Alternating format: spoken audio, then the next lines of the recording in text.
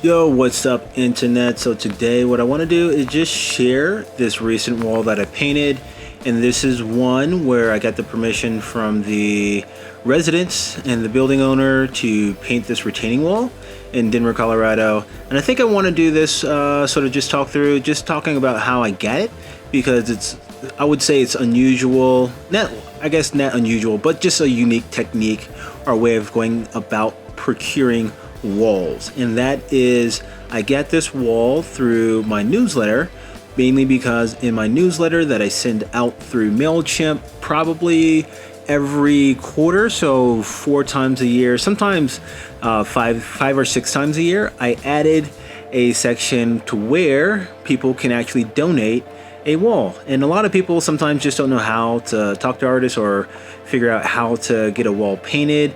And this is a section where basically I said, hey, if you want to donate a wall or know of a wall on your business or home or something like that you would want to have an artist paint, hit me up. So in my newsletter, people will hit me up and say, hey, I have this wall I would love for you to paint, and it's at no cost to them.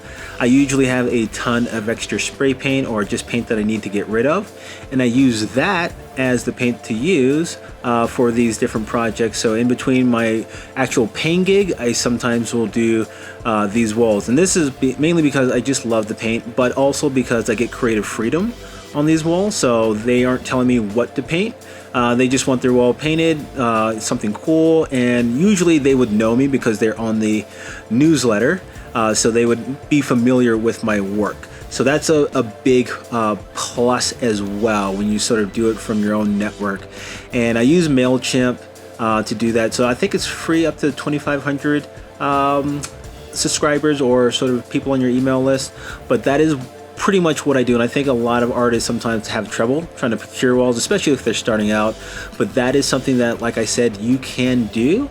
If you have your newsletter, you can probably do it on social media, but I think having your own platform to sort of send out stuff to your network or collectors or fans, supporters directly is always important, rather than relying on these social media platforms, which can be taken away at any time. But the newsletter is something that everyone can actually receive, and because everyone has an email.